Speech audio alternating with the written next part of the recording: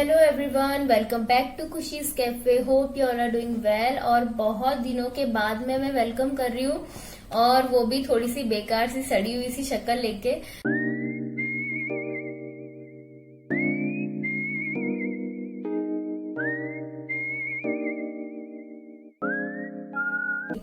तो हुआ ये था कि थोड़े दिन से देव की तबीयत खराब थी।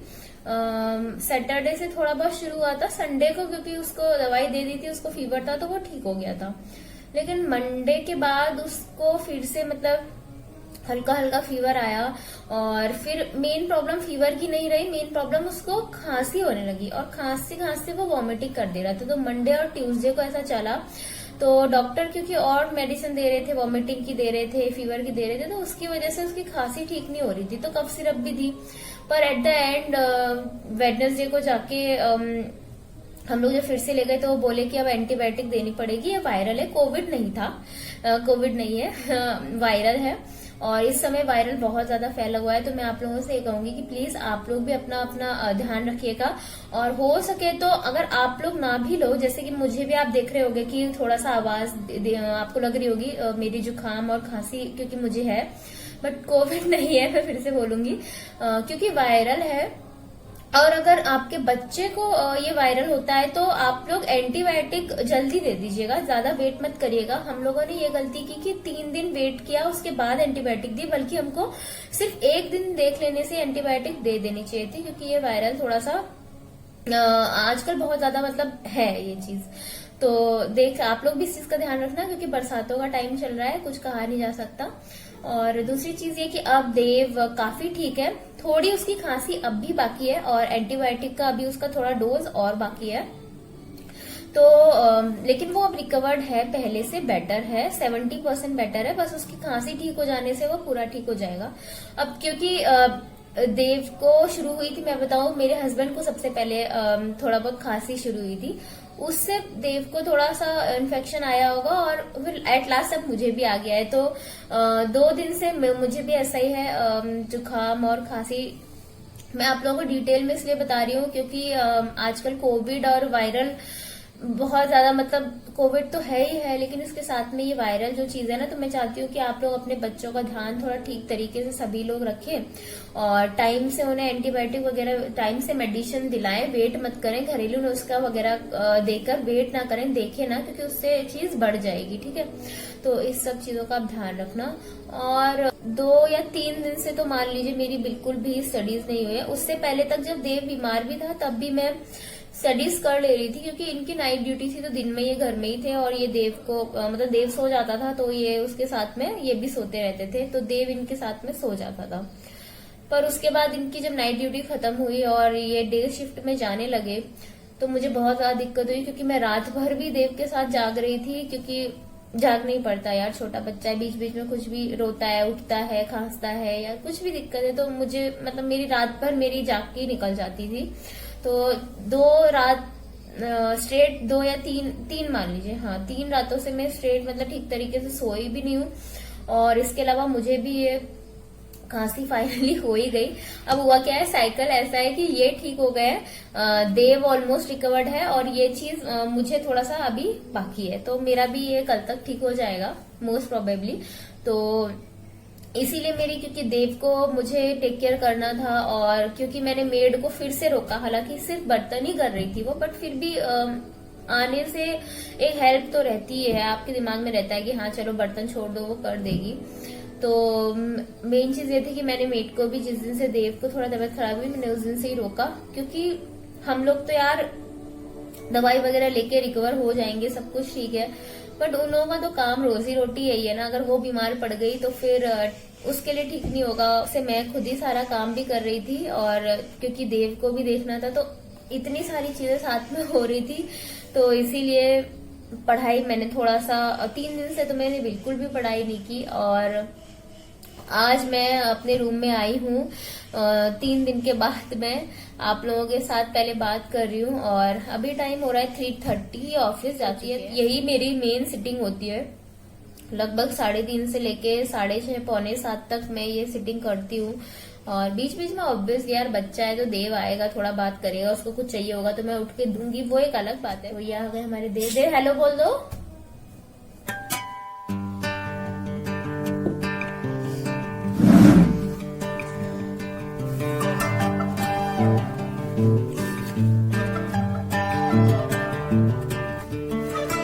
सो फ्रेंड्स 5:30 हो गया है और अब मैं एकदम डल फील कर रही हूँ बहुत ज्यादा। मैंने बहुत सारा बाम लगा के रखा हुआ है इसलिए चेहरा इतना अजीब सा लग रहा होगा आपको, चप चप चप। तो दोस्तों अपने लिए मैंने चाय बना ली है और देव की डिमांड आ गई कि उसको पिज्जा खाना है। सो बेसिकली पिज्जा क्या है मैं आप लोगों को बताती हूँ। और इसमें प्याज, टमाटर, धनिया वगैरह डाल चाट मसाला मिला के मैं इसके लिए चीला बनाती हूँ, जिसको कि पिज्जा बोलता है। और इसको ये बहुत ज्यादा पसंद आ रहा है। रोटी तो ये खाता नहीं है तो इसीलिए रोटी खाता नहीं है। मैं बना देती हूँ। ये पिज्जा खाता है, पिज्जा खाता है।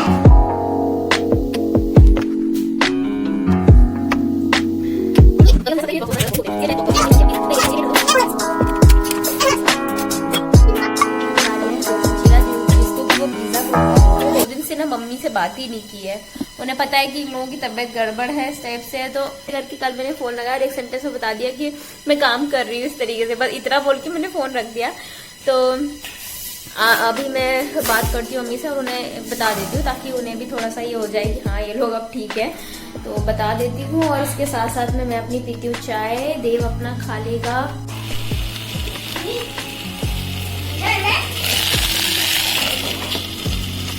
सो फ्रेंड्स भिंडी की सब्जी पकाने के लिए रख दी है। आटा दिन में भी मैंने क्योंकि चावल नहीं बनाए थे, रोटी ही बनाई थी, तो इसीलिए आटा मेरे पास है और उसमें काम चल जाएगा हमारा।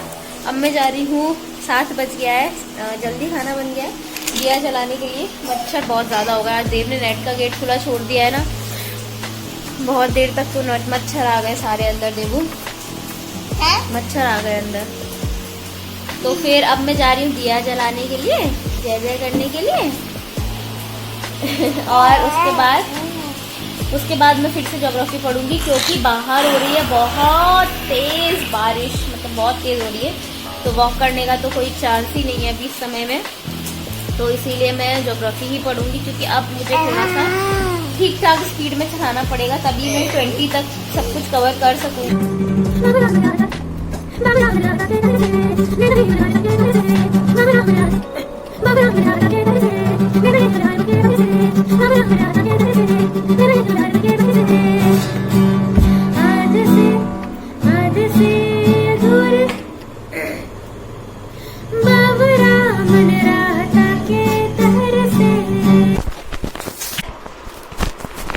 मोबाइल की जा रही हो।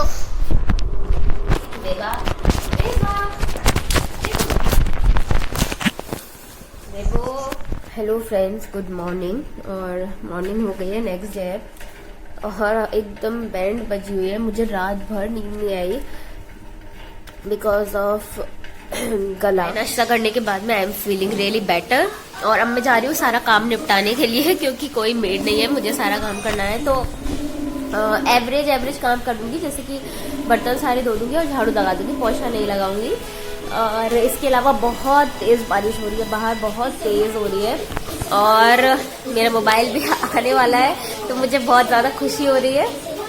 और मैं एक चीज ये बोलना चाहती हूँ कि मैंने अपने वीडियोस की फ्रिक्वेंसी इसलिए कम की, ऑब्वियसली पढ़ाई का प्रेशर अब बढ़ता जा रहा है, क्योंकि ऐसा होता है ना कि हमारे पिछले वाले टारगेट्स पूरे नहीं हो पाते। जैसे कि अभी देख लो कि हमारी तबीयत खराब हो गई तो मेरे टारगेट सारे रह गए, तो अब मुझे उनको कवर करना है। तो इसीलिए उस तरीके का एक माइंड सेट हर समय चाहिए होता है कि मुझे करना है। तो इसीलिए मैं थोड़ा सा एक तरफ से बर्डन कम करना चाहती थी। घर के काम का बर्डन तो मैं नहीं कम कर सकती क्योंकि वो मेरी जिम्मेदारी है, तो इसीलिए मुझे व्लॉग्स को अपने कम करना पड़ा। तो उसके लिए तो मैं आप लोगों से सॉरी बोलूंगी क्योंकि मैं जानती हूँ कि आप लोग मुझे मिस करते हो और मैं भी आप लोगों को मिस करती हूँ। बट मैं अपना चैनल कभी भी बंद नहीं करने वाली हूँ क्योंकि मुझे ऐसा लगता है दोस्तों कि हमारी जो पहचान होती है ना वो हमारे काम से ही होती है। तो मैंने इतनी मेहनत की है, 2 साल तक मैंने गाने गाए हैं, थोड़े बहुत व्लॉग्स बनाए हैं, उसके बाद अब मैं स्टडीज करती हूँ, उसके साथ साथ में वीडियोस बनाती हूँ, तो ये मेहनत तो है ही एक। तो जो भी आप अपनी लाइफ में काम कर रहे होते हैं उसी से आपकी पहचान होती है, इसीलिए हमें बहुत ज्यादा सोच समझ के अपने काम चुनने चाहिए। चाहे वो आपका ही डिसीजन हो कि आपको एक हाउसवाइफ बनना है, क्योंकि ये मेरा खुद का डिसीजन था, और इसके अलावा चाहे आपका जब भी डिसीजन हो कि आपको कुछ और करना है, तो ये आप थोड़ा सा समझ के और सोच के आप डिसाइड करें, क्योंकि उसकी पहचान हमारी उसी से होती है। तो इसीलिए मैंने दोबारा से, क्योंकि बैंक के एग्जाम तो मैं पहले भी देती थी और उसकी मेरी प्रिपरेशन काफी अच्छी थी, और इसीलिए मैं उस तरफ दोबारा नहीं गई। एक तो क्योंकि एज भी ओवर हो जाती है, और दूसरा क्योंकि अब अगर मैं दोबारा से सेकेंड इनिंग अपनी स्टार्ट कर ही रही हूँ, तो मैं अपनी पहचान और अपने इंटेलेक्ट को थोड़ा और उठाना चाहती हूँ। तो मुझे नहीं पता कि क्या होगा क्या नहीं, बट अभी ही जो मतलब आधा सफर जब तक मैंने तय किया है अभी तक, उतने में ही मुझे अपने अंदर में बहुत चेंजेस समझ में आए हैं। और मैंने जैसे जितने भी डिसीजंस लिए, चाहे वो मेरी स्टडीज का हो, चाहे मेरी पढ़ाई का हो, चाहे देव का हो,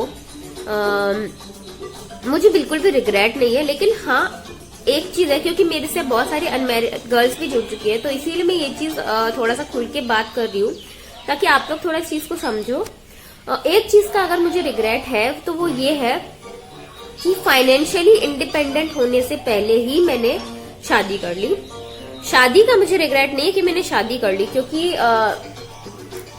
मेरे जो हस्बैंड है वो बहुत अच्छे इंसान है, और अगर मैं करती भी तो उन्हीं से ही करती, भले थोड़ा और रुक जाते हम लोग और मैं अपने आप को इंडिपेंडेंट बना लेती। और ऑल्दो मेरे पास जब मेरी शादी हो रही थी, तब भी मेरे पास 2-3 अच्छे खासे ऑप्शंस थे, बट उस टाइम पे मैंने उन्हें चूज नहीं किया, क्योंकि होता है ना कि उस फेज में आप ये सब नहीं सोच पाते। बस सिचुएशंस का कोई भरोसा नहीं होता, आप आपस में कितने भी अच्छे हो, बट सिचुएशंस, सर्कमस्टेंसेस आपके हाथ में नहीं होते हैं। इसीलिए फाइनेंशियली डिपेंडेंट नहीं होना है, फाइनेंशियली इंडिपेंडेंट होना बहुत बहुत बहुत ज्यादा जरूरी है।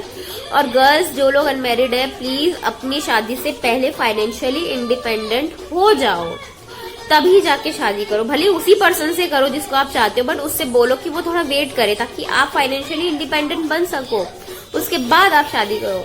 या फिर आप क्योंकि होता क्या है ना, क्योंकि मेरा ऐसा था कि मैं एग्जाम की प्रिपरेशन कर रही थी कि, और मैं बिल्कुल श्योर थी कि मैं बाद में भी इस चीज को कंटिन्यू करूंगी और जॉब ले लूंगी, लेकिन वही ना कि सर्कमस्टेंसेस हमारे हाथ में नहीं होते हैं, और मैं कर ही नहीं पाई कंटिन्यू।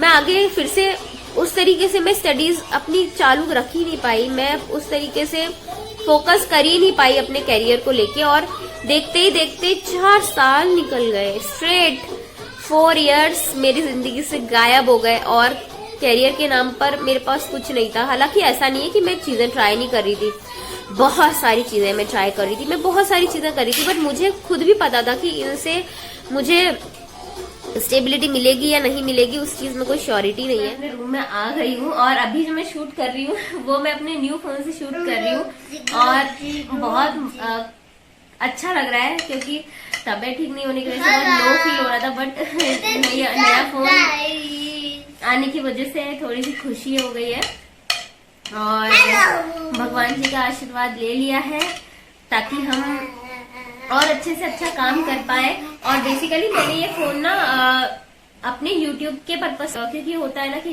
जिस फोन में मैं स्टडी करती हूँ वो थोड़ा रफ एंड टफ यूज होता है, तो इसीलिए मैंने ये फोन लिया है। पहले तो मैं कैमरा लेने वाली थी, बट क्योंकि अभी मेरे पास स्टडीज ज्यादा है, तो इसीलिए मैंने अभी कैमरे को कैंसिल करके सोचा कि फोन ही ले लेती हूँ, क्योंकि उसमें एडिटिंग वगैरह फोन में ही कर लो और इस तरीके से चलते फिरते काम हो जाता है। और मैं आपको बता दूं कि ये फोन मुझे मेरे मम्मी पापा भाई भाभी इन सबकी तरफ से गिफ्ट है, और अभी उनको पता नहीं है कि ये आ गया है, तो सबसे पहले तो मैं कॉल करके मम्मी को बता देती हूँ कि मुझे मिल गया है। और मैं यहाँ पे बना के लेके आई हूँ, ये आप लोग देख सकते हैं, आटे का हलवा, क्योंकि शायद जुकाम में ये खाने से आराम मिलेगा हम लोगों को। मैंने थोड़ा वाटरी जैसी कंसिस्टेंसी रखी है, जिससे कि इसको सूप जैसा मैं पी लूंगी और देव को भी दूंगी, तो हम लोगों को आराम मिलेगा।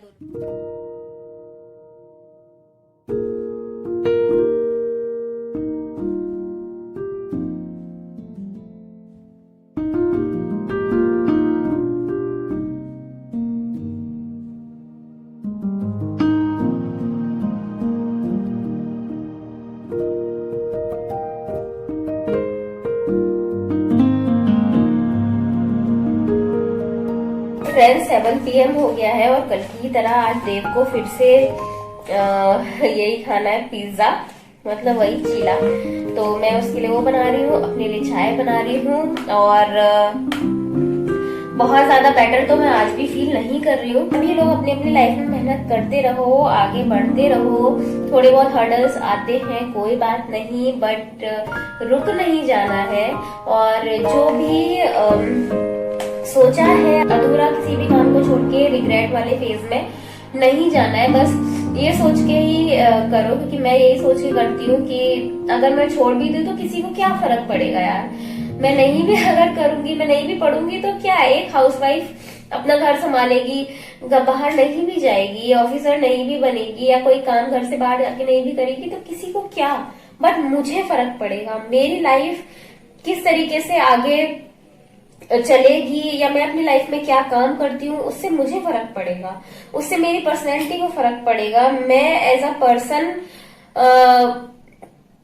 क्या अचीव कर पाऊंगी उस चीज में फर्क पड़ेगा। तो इस मामले में हमको थोड़ा सा सेल्फिश होने की जरूरत है और इंडिविजुअली सोचने की जरूरत है कि हमें अपने लिए करनी है सब चीजें, और बाकी तो है ही, चलो और भी बातें हो सकती है। और पर्सनली जैसे कि मुझे लगता है कि हाँ मेरे अंदर टैलेंट है उस चीज के लिए, तो मुझे करना चाहिए, मुझे खुद को आजमाना चाहिए, मुझे खुद को एक चांस देना चाहिए। तो इसीलिए वो चांस मैं खुद को दे रही हूँ और चलो देखते हैं क्या होता है। इसके अलावा डेट भी आ गई थी 5 जून, मुझे कल शेयर किया किसी ने ग्रुप में, तो बहुत अच्छा लग रहा है डेट देख के कि हाँ फाइनली अब पता है कि इस तारीख को तो एग्जाम है ही है। बाकी चलिए जो भी होगा मैं आप लोगों को अपडेट दूंगी और अभी मैं इस व्लॉग को यहीं एंड करती हूँ। मिलती हूँ आप लोगों से नेक्स्ट वीडियो में। Bye for now.